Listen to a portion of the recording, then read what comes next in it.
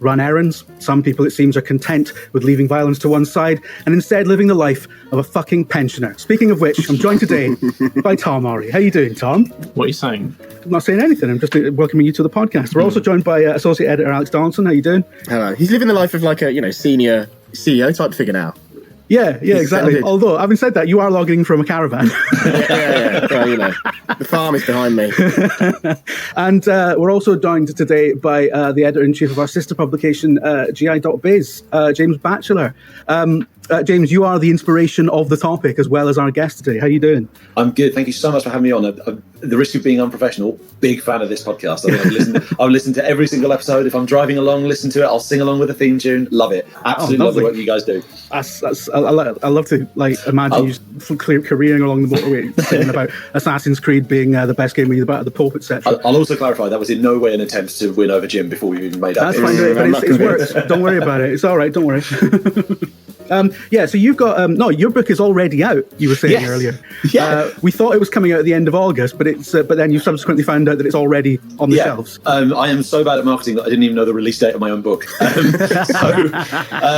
was told it was August 30th, and I get an email on August 2nd saying your book is now available. I was like, okay, great. So yes, so I've had a book published.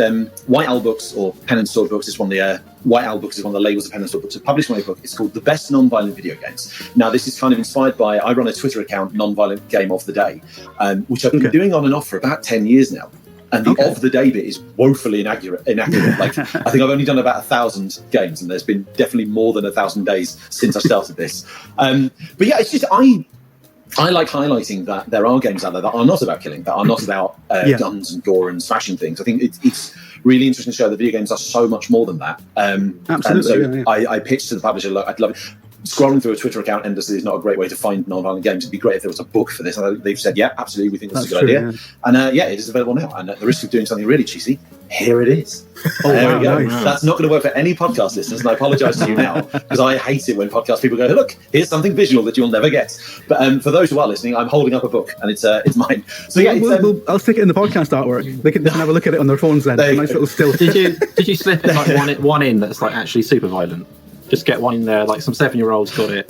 That was the thing. No, I haven't got super violent. There are a couple where I'm like, okay, like I've got The Sims. Like, yes, you can technically kill the Sims, but you shouldn't, and you're a terrible person if you do. Yeah. I have got one that's I think it's Wonder Song. Like Wonder Song actually does show battles and sword fights, and there is fantasy violence in it, but you don't do anything. Actually, the whole game is about anti-violence. You're trying to convince the hero to find a peaceful way to save the world. So there's a couple of I'm just kind of pushing the boundaries slightly here, but I think the games are good enough to warrant being in the book. Were you okay with were you like, okay, so if someone gets maimed, it's fine as long as they're technically still alive, or was it? No.